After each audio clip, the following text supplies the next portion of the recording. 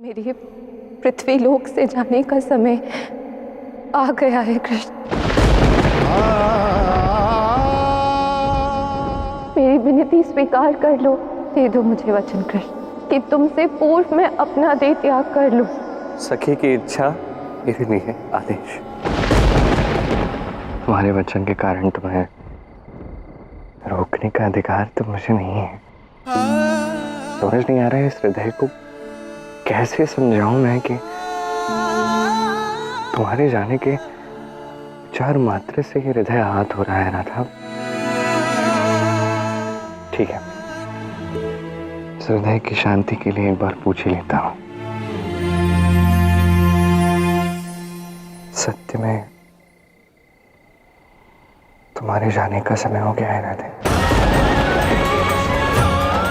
हृदय तो मेरा भी उतना ही आहत हो रहा है कृष्ण जितना कि तुम्हारा, परंतु यदि मैं कुछ और क्षण यहाँ रुक गई तो कदाचित मेरा हृदय मुझे जाने ही ना दे। तुम्हारे जाने की पीड़ा मैं सह नहीं पाऊंगी कृष्ण, इसलिए मुझे तुमसे पूर्व जाना ही होगा।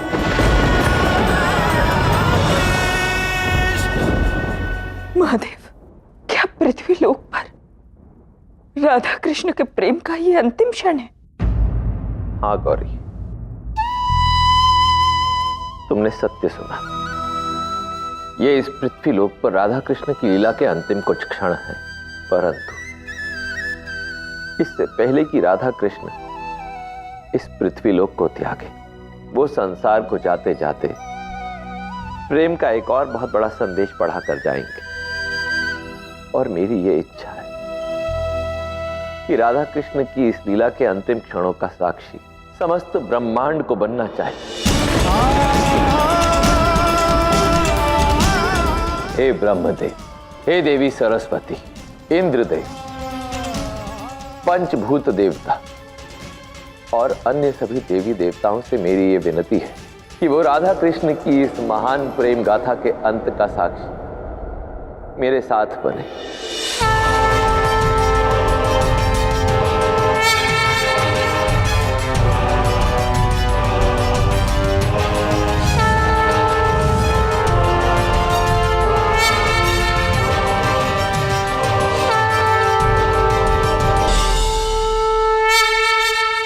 संसार ने प्रेम किया प्रेम पाने के लिए, राधा कृष्ण ने प्रेम किया प्रेम समझाने के लिए।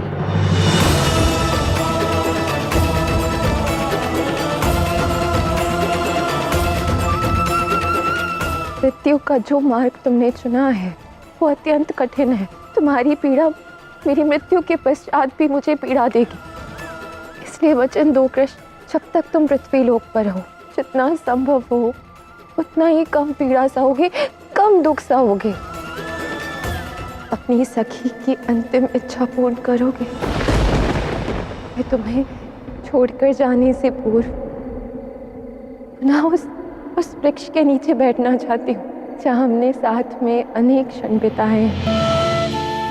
ये वृक्ष हमारे इस पृथ्वी लोक की यात्रा में हमारा सारथी रहा है, जिस पर बैठकर हमने सुख दुख के अनेक झूले झूले।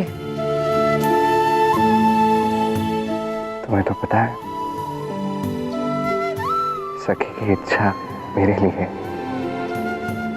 आदेश है।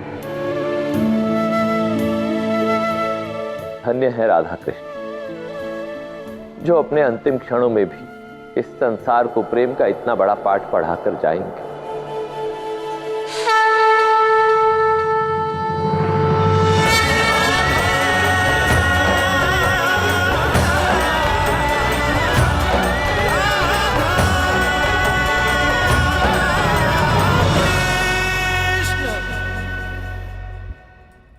कहाँ गया ये शाम? अभी तक आया नहीं। आने दो उसे, फिर दिखाता हूं मैं उसे। स्वयं अपने मुख से कहना पड़ेगा कि उसी ने मेरा तीर चुराया है। तनिक इधर देखो जरा।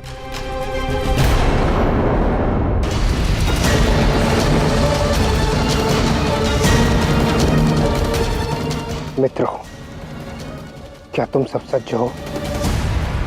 ये भोजोत्सव हमारी द्वारका के लिए अत्यंत विशेष है, इसीलिए इसका शांतिपूर्वक समाप्त होना भी अत्यंत आवश्यक है।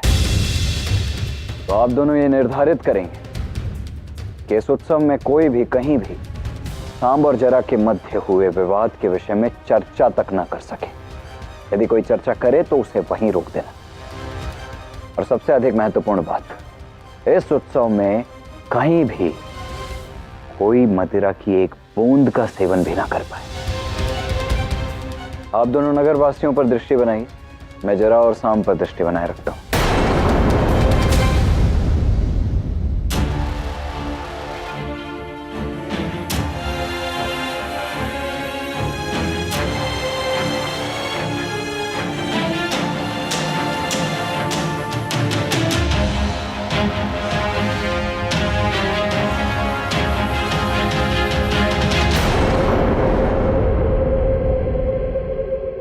प्रणाम। आज जो मैंने आपके साथ दुर्व्यवहार किया वो बिल्कुल भी उचित नहीं था। आप तो हमारी द्वारका नगरी के अतिथि हैं और आपका अपमान करके मैंने घोर पाप किया है। मुझे क्षमा कर दीजिए, किंतु मैं सत्य कह रहा हूँ, मैंने आपका तीर नहीं चुराया है।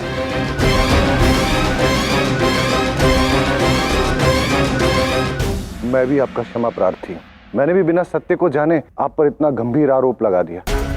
कदाचित मेरा तीर कहीं लुप्त हो गया होगा और यदि किसी व्यक्ति को मिल जाएगा तो वो मुझे लौटा देगा।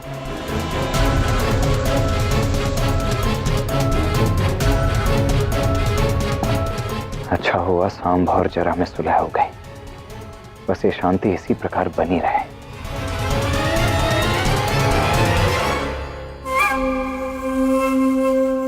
प्रणाम दाऊ। रेवती जी ने आपको अपने कक्ष में बुलाया है, उन्हें कुछ महत्वपूर्ण कार्य है आपसे।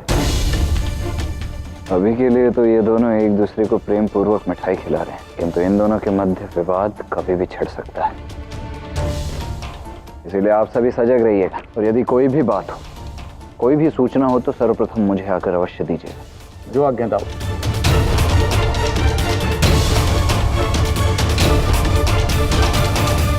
आपने तो मिठाई खिलाकर मुझे अपना मित्र बना लिया, अब तनिक मुझे भी अवसर दीजिए आपकी मित्रता अर्जित करने का। अरे नहीं नहीं, आप कैसी बातें कर रहे हैं? आप तो हमारे अतिथि हैं, हम आपसे कैसे कुछ ले सकते हैं? यदि हम मित्र हैं तो औपचारिकता कैसी?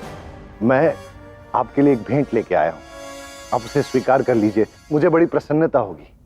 आप यदि इतना कह रहे हैं तो आपकी इच्छा का पालन करना भी मेरा कर्तव्य है। मुझे ज्ञात है कि इस उत्सव में मदिरा पान निषेध है, परंतु मैंने गुप्त रूप से थोड़ा सोमरस प्राप्त किया है। आप इधर हैं, आप इसे भेंट के रूप में स्वीकार कर लीजिए। यदि आप इसे स्वीकार करेंगे और इसका सेवन करेंगे तो मुझे लगेगा कि आपने मुझे हृदय से क्षमा कर दिया है। नहीं नहीं नहीं, मैं इसे ग्रहण नहीं कर सकता हूँ। ताउश्री के आदेश की अवहेलना करना अत्यंत ही अनुचित होगा। परंतु आप इस सोमरस का आनंद अपने मित्रों के साथ लीजिए ना, और आप चिंता मत कीजिए, इसके विषय में किसी को कुछ भी ज्ञात नहीं होगा। ये मदिरा तो मैं आपके लिए लेके आया हूँ, और यदि आप इसे स्वीकार नहीं करेंगे तो मैं समझूंगा कि आपने मुझे हृदय से क्षमा नहीं किया। कृपया ये मदिरा आप ले लीजिए। यदि आप इतना कह ही रहे हैं तो, परंतु आपको मेरा भी एक विशेष पेय पीना ही होगा।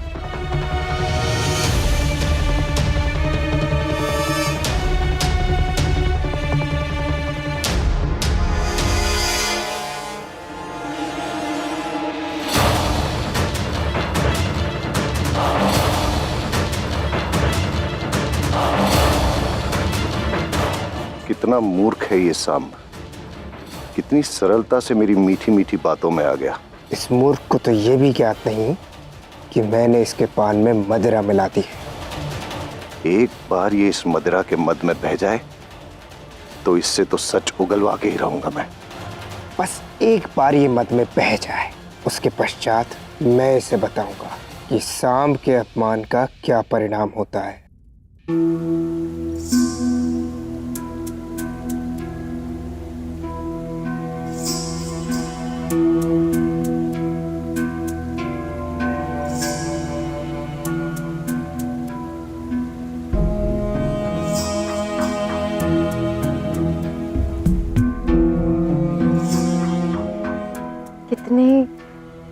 अनमोल है ना ये क्षण। ऐसा प्रतीत हो रहा है जैसे इन क्षणों में मैंने पूर्ण जीवन जी लिया हो। तुम्हारे साथ को पुनः अपनी स्मृतियों में सम्मिलित कर लिया मैंने। अब आज्ञा दो कृष्ण, ताकि मैं अपने मुख पर मुस्कान लिए और तुम्हारी प्रेम की असीम स्मृतियों को अपने साथ लेकर गोलोक लौट जाऊं और वहां तुम्हारी संगिनी बनकर तुम्हारी प्रतीक्षा कर सकूं। मेरे साथ बिताया हर एक क्षण तुम बार बार जीना चाहती हो, है ना? और तुम्हें पूर्ण विश्वास भी है कि उन सभी स्मृतियों को पुनः जीना संभव है। क्यों? क्या ये मैं तुम्हारे लिए कर दूं? अर्थात तुम पुनः कोई लीला रचाने वाले हो?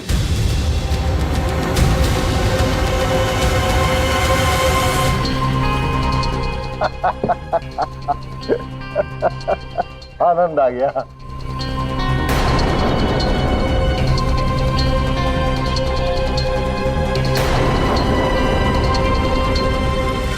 ये क्या? उत्सव में तो पूर्णतः मदिरा पर प्रतिबंध है, उसके पश्चात भी ये सब मदोन्मत्त क्यों दिखाई दे रहे हैं?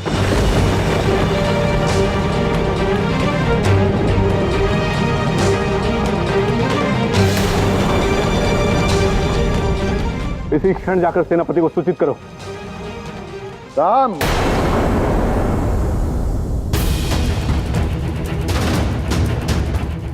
तुम्हारे हाथ से मदिरा पीकर तो मैं तृप्त हो गया और हमारी इस मित्रता के संबंध को मैं आगे भी अवश्य लेकर जाऊंगा। किंतु क्या मैं तुमसे एक प्रश्न पूछ सकता हूं? और आशा करता हूं कि तुम मुझे सत्य ही बताओगे। अरे जो पूछना है पूछो मित्र। तो बताओ सांब, जरा का तीर चुराकर तुमने कहां रखा है?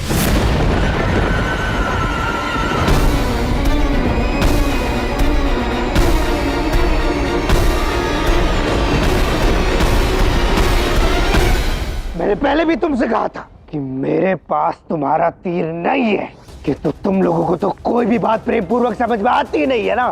तो कोई बात नहीं, मेरे पास अन्य मार्ग भी है तुम लोगों को समझाने के लिए। ये स्थिति तो अत्यंत ही बिगड़ती जा रही। हमें इसी क्षण जाकर सेनापति को सूचित करना होगा। तुम दृष्टि बनाए रखो। तो तुम हमें चेतावनी दे रहे हो? ऐसा मत समझो। अच्छा, तो हमें भी आता है अन्य उपाय का उत्तर देना। सांब ने जरा का तीर चुराकर उचित नहीं किया। बिना प्रमाण के मुझ पर कोई भी आरोप मत लगाओ। तुम जैसे मूर्खों को तो द्वारका में प्रवेश भी नहीं देना चाहिए। कृष्ण के पुत्र के ऊपर आरोप लगाते हुए तुम्हें लज्जा नहीं आती? लज्जा तो इसे आनी चाहिए, क्योंकि श्री कृष्ण का पुत्र होते हुए भी इसने मेरा तीर चुराया है और सबके सामने झूठ भी बोला है। जनाब, अब तुम मर्यादा पार कर रहे हो अपनी।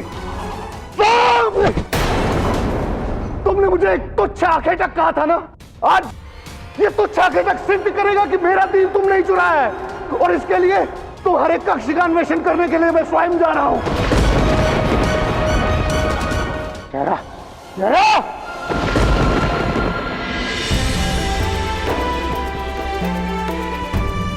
इस उत्सव के उपलक्ष्य में आप अपनी सुदबुद्धि खो चुके हैं, परंतु ये कार्य भी महत्वपूर्ण है। आपने सदैव द्वारका की रक्षा की है और आगे भी करते रहेंगे, किंतु ये शक्ति धागा बांधकर मैं आपको ऐसी शक्ति प्रदान करना चाहती हूँ जिससे आप द्वारका की सदैव रक्षा कर सकें।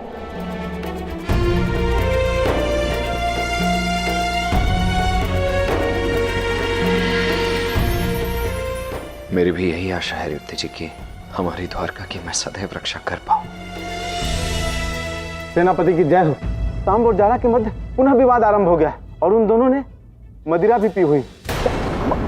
मदिरा? रेवती जी आप रुकिए, मैं अभी आया। चलो।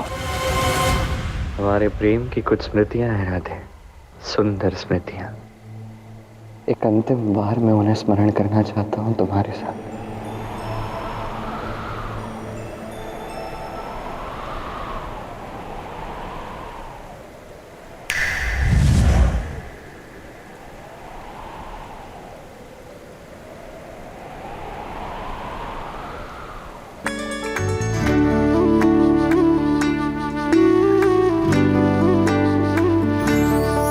तुम प्रेम प्रीत हो, मेरी बांसुरी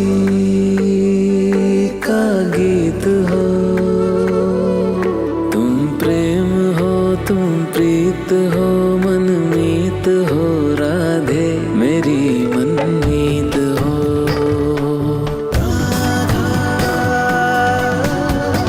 कृष्णा कृष्णा राधा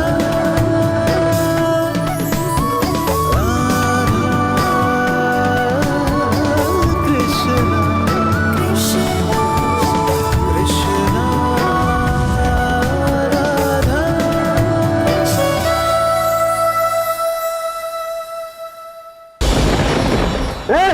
अरे रुको, रुक।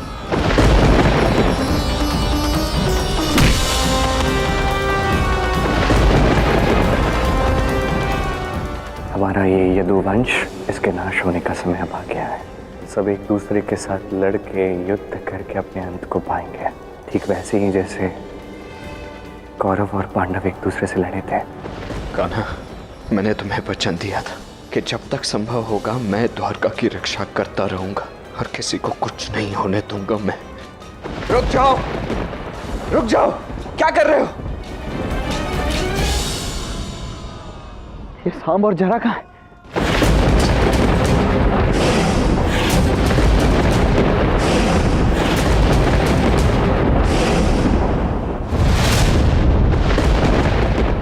अरे ये क्या, ऐसे कैसे भीतर चले आ रहे हो तुम? यदि इनके पति ने मेरा तीर नहीं चुराया होता तो मुझे इस कक्ष में आने की आवश्यकता नहीं पड़ती। बस मुझे मेरा तीर मिल जाए, उसके बाद मैं स्वयं यहाँ से चला जाऊंगा। रुके, मेरे पति निर्दोष है और मुझे पूर्ण विश्वास है उन्होंने आपका तीर नहीं चुराया।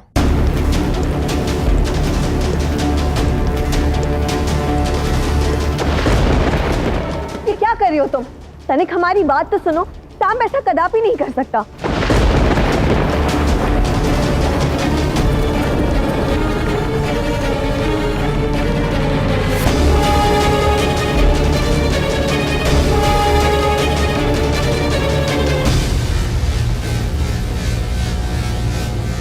ये तुम उचित नहीं कर रहे हो जरा।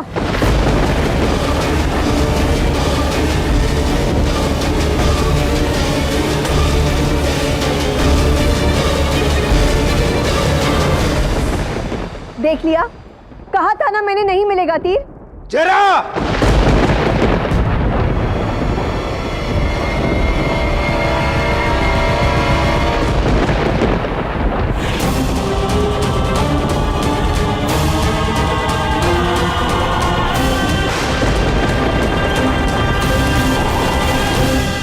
कृष्ण, इन सब का क्या अर्थ है? द्वारका का अंत आरंभ हो चुका है।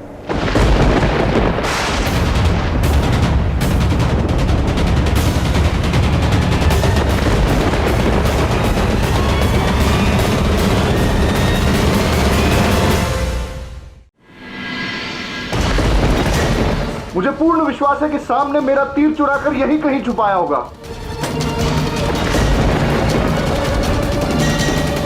देख लिया, कहा था ना मैंने नहीं मिलेगा तीर।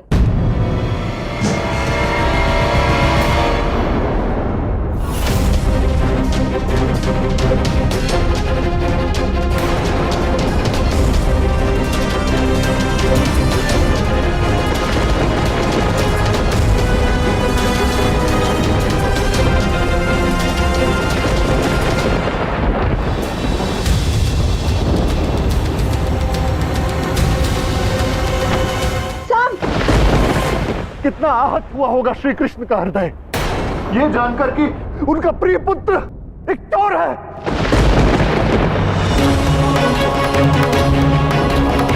असत्य बोल रहा है। सत्य बेटे, सत्य तुम बोल रहे हो, जरा बोलो सत्य। तुमने ये तीर इस कक्ष में छुपाया था मुझे अपमानित करने के लिए, बोलो। रुक जाओ, बंद करो यह विवाद।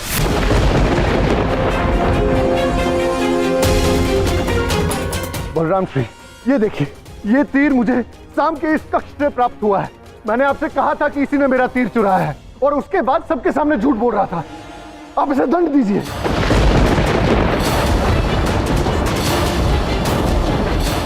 शाम को उसके किए का दंड अवश्य मिलेगा। उसने जो अपराध किया है उसका मूल्य उसे चुकाना भी अवश्य पड़ेगा।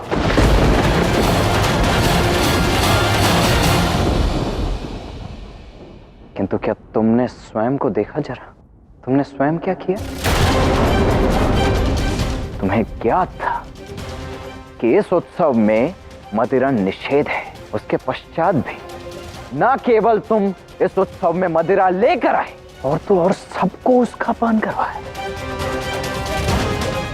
चलो यहां तक फिर भी ठीक था। जरा यहाँ के अतिथि होने के नाते तुम्हारी इस भूल को, इस अपराध को फिर भी मैं क्षमा कर देता, किंतु मदिरा पान की इस अवस्था में तुम शाम के कक्ष में घुस आए हो। यहां पर ये श्री कृष्ण को अपना प्रिय कहते हो ना? तुम प्रिय मानते भी हो।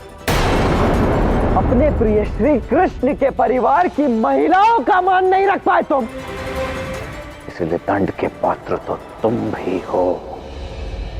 दंड तुम्हें भी मिलेगा।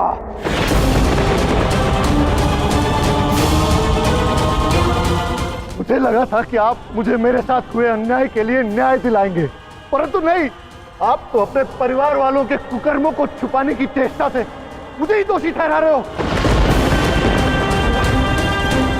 अब मुझे किसी पे विश्वास नहीं है, केवल श्री कृष्ण पे विश्वास है, वही मेरा न्याय करेंगे।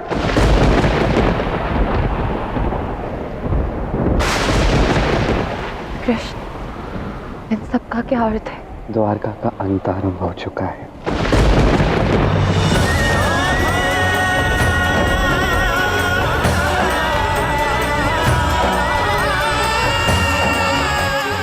केवल द्वारका ही नहीं, मेरे पृथ्वी लोक से जाने का समय भी आ गया है।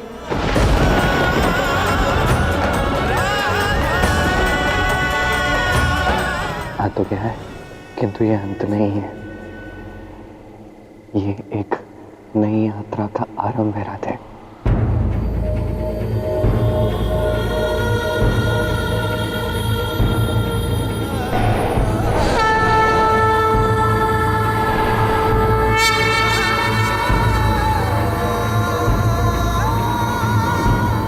कृष्ण, हमारा जन्म तो इस संसार में प्रेम का पाठ पढ़ाने के लिए हुआ था ना।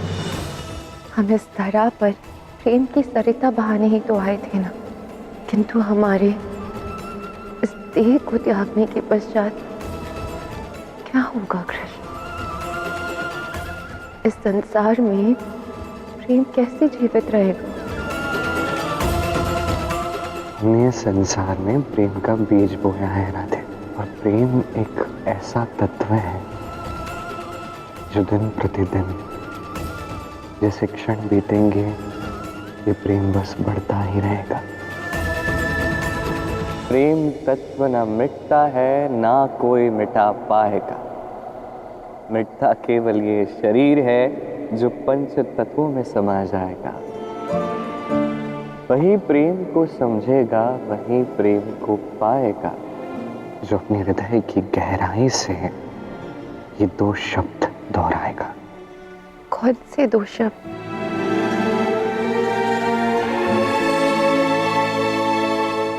राधे राधे राधे राधे राधे राधे।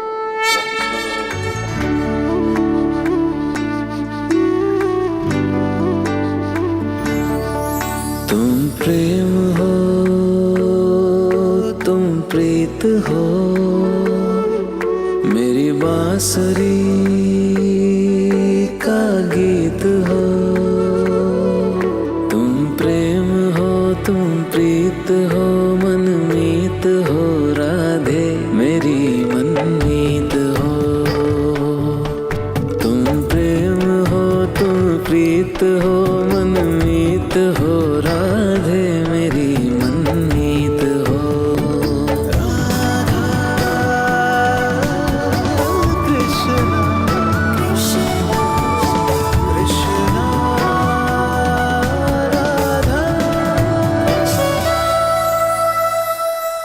यदि तुम्हारी यही इच्छा है तो मैं तुम्हें रोकूंगा नहीं, किंतु कान्हा के पास पहुंचने से पूर्व तुम दोनों को ही अपनी मद के इस सरिता से बाहर आना होगा। उसके पश्चात ही मैं तुम दोनों को कान्हा के समक्ष लेकर चलूंगा। जो होगा कल के दिवस होगा। तब तक के लिए तुम दोनों अपने अपने कक्ष में विश्राम करोगे और तब तक के लिए ये तीर भी मेरे पास ही रहेगा। लाओ दो। नहीं, ये तीर मेरा है, मैं इसे किसी को नहीं दूंगा। अच्छा, किंतु अब तक भी तो तीर तुम्हारे पास था ना, चोरी हो गया तो फिर अब क्या? अब ये तीर मेरे पास ही रहेगा। तनिक मैं भी तो देखूं कि तुम कैसे इस तीर को इस कक्ष से बाहर लेकर जाते हो। लाओ तो मुझे। अपनी मर्यादा मत भूलो। तुम पुनः मुझे एक तुच्छ आखेटक समझने की भूल कर रहे हो साम, परंतु तुम ये भूल रहे हो कि श्री कृष्ण के आशीर्वाद से ही मैं उच्च कोटि का आखेटक बना हूं। अब देखो तुम्हारे सामने ये तुच्छ आखेटक श्री कृष्ण के आशीर्वाद से क्या करता है। हे श्री कृष्ण,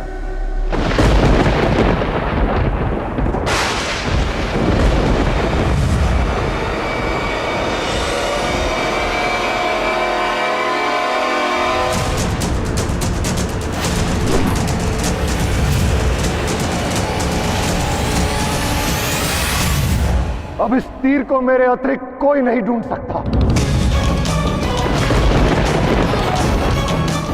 अब इस तीर का आह्वान मैं श्री कृष्ण से भेंट करने के पूर्व ही करूंगा। सच कृष्ण, इस संसार में तुम्हारे प्रेम से पावन और कुछ नहीं है। अब अपनी राधा को आज्ञा दो कृष्ण, मैं गोलोक में तुम्हारी प्रतीक्षा करूंगी। तुम्हारे बिना किसी भी लोक में मेरे लिए कोई रस नहीं है राधे। शीघ्रातिशीघ्र पृथ्वीलोक पर अपना कर्म करके अपनी प्रिय सखी के पास लौटाऊंगा मैं।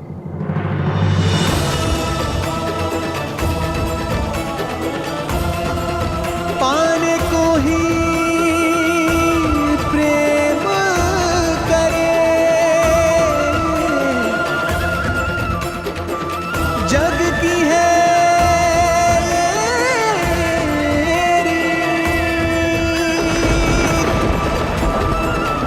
प्रेम अर्थ समझाएगी अब राधा कृष्ण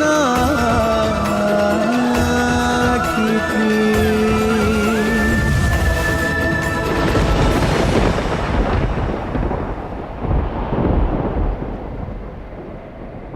जो ऊपर से नीचे की ओर बहे वो धारा, और जो नीचे से इस संसार को ऊपर की ओर ले जाए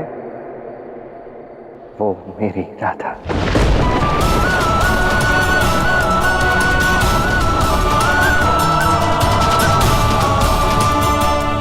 100 वर्ष पूर्ण हुए, एक जन्म पूर्ण हुआ। एक बार पुनः मैं अपने नेत्र बंद कर रही हूँ कृष्ण। अब तुम्हारी राधा तुमसे गोलोक में मिलेगी।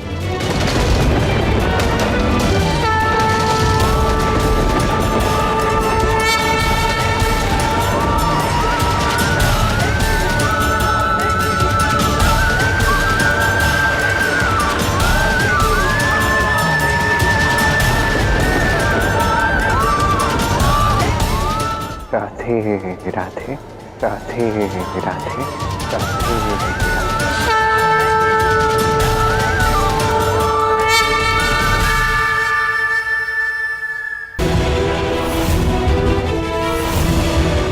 दोष इस सांप का है, उसी ने तीर चुराया था। ये तीर तो स्वयं जरा ने रखा था सांप के कक्ष में। जरा सांप भूल तुम दोनों से हुई है, इसीलिए दंड भी उसी के अनुसार मिलेगा, किंतु ये दंड मैं नहीं, अपितु कान्हा अर्थात स्वयं द्वारकाधीश सुनाएंगे। यहां इस सभा में और कोई वाद विवाद नहीं होगा। सबके सब शांति से कान्हा की प्रतीक्षा करेंगे, चाहे उसका निर्णय जो भी हो। उस निर्णय को स्वीकार कर इस समस्या का यही समाधान कर देंगे। इसीलिए इसके पश्चात अब इस सभा में कोई भी किसी पर कोई आरोप नहीं लगाएगा।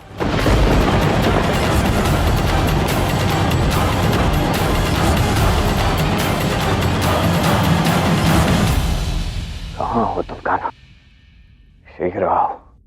इस समस्या को अब एकमात्र तुम ही सुलझा सकते हो। चलो।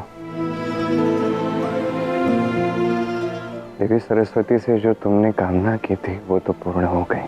मुझसे पूर्व पृथ्वीलोक छोड़कर चले गए राधा। अब समय आ गया है उस कामना के पूर्ण होने का जो मैंने देवी सरस्वती से की थी। राधा यदि चाहे तो मेरी बांसुरी अपने संग ले जाए। तथास्तु।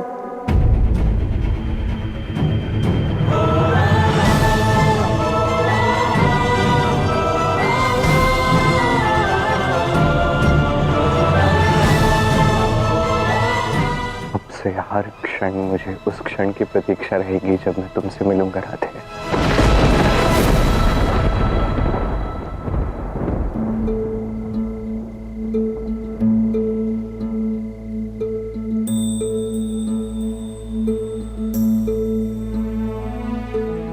तुम नहीं हो, भला किसके लिए बांसुरी बजाऊं मैं? अपने पास भी इसे रख नहीं सकता। इसमें तुम्हारे असीम प्रेम की शक्ति है राधा। और जब तक ये बांसुरी मेरे साथ रहेगी, इस संसार का कोई भी शस्त्र मेरा अंत नहीं कर पाएगा।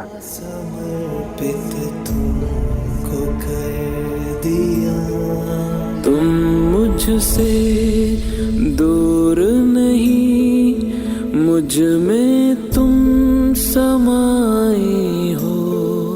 मैं हूँ अगर काया तो तुम मेरी परछाई हो राधे।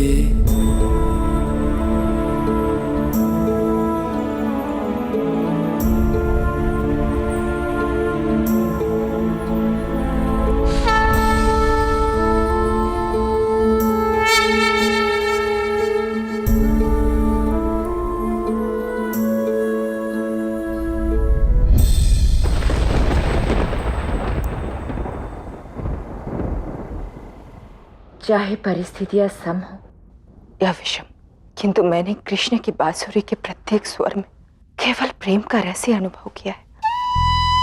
श्री कृष्ण जब बांसुरी बजाते हैं तो ऐसा प्रतीत होता है कि जैसे संसार के सबसे बड़े संकट भी टल गया हो।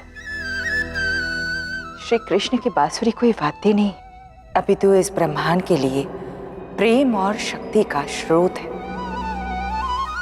किंतु आज के पश्चात कोई भी कृष्ण की बांसुरी की ये दिव्य धुन नहीं सुन पाएगा। देवी राधा के ये संसार त्यागने के कारण मेरे आराध्य श्री कृष्ण ने यह निर्णय लिया है। चाहे श्री कृष्ण किसी से अपना ये दुख व्यक्त ना कर पाए, किंतु श्री कृष्ण की ये पीड़ा हम समझते हैं और जानते भी हैं। और सत्य तो ये है महादेव कि कृष्ण आप कभी भी बांसुरी बजाने के लिए सज्ज नहीं होंगे।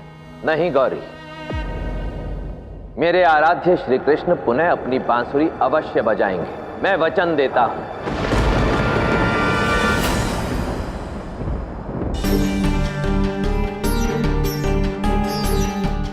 ये तुच्छ जरा समझता क्या है स्वयं को? एक बार मैं मुक्त हो जाऊं फिर बताता हूं इसे। दाम, ये मंद मंद आवाज में क्या बोल रहे हो? यदि साहस है तो जो भी कहना है मेरे मुख के सामने कहो। या चोरों की ही भांति ये धीमी धीमी वाणी में बोलना आरंभ कर दिया है। जरा तुम पुनः अपनी मर्यादा मत लांघो। शांति।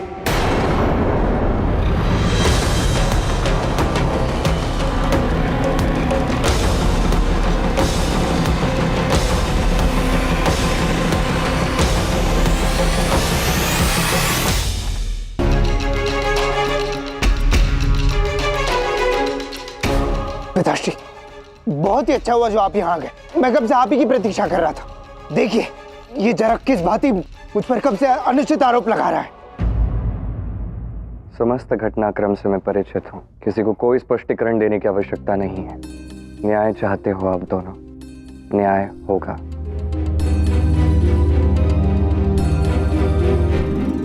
समस्त विवाद का जड़ तुम्हारा वो तीर है जरा, तो तीर तुम्हें प्राप्त हो चुका है, उसे लेके द्वारका से दूर चले जाना। और जाने से पूर्व रुक्मिणी और लक्ष्मणा से क्षमा मांगना। क्रोध में दृष्टिहीन होकर तुमने उनका अपमान किया है, और वचन देना कि आज के पश्चात तुमसे ये भूल कभी नहीं होगी।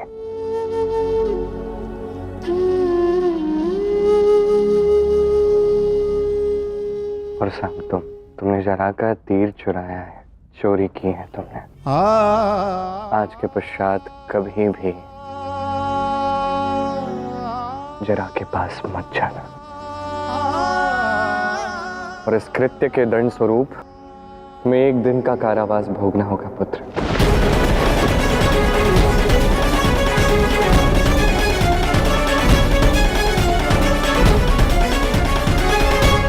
सावधान सांब, कुछ भी कहने से पूर्व इतना स्मरण अवश्य रखना कि तुम मात्र अपने पिताश्री के समक्ष नहीं, अपितु द्वारकाधीश के भी समक्ष खड़े हो, और उनके विरुद्ध कहकर तुम द्वारकाधीश के न्याय पर भी प्रश्न उठाओगे।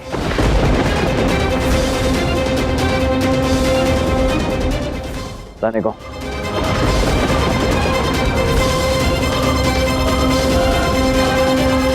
रुक्मिणी, लक्ष्मणा,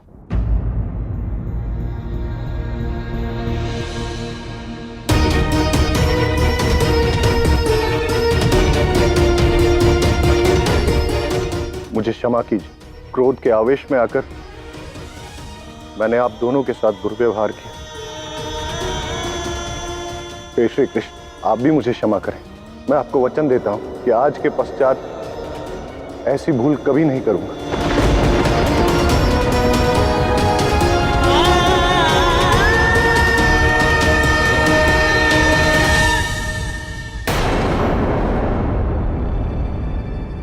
मेरे साथ आओ साम, तुम्हारे कारावास का समय अभी इसी क्षण से आरंभ होता है।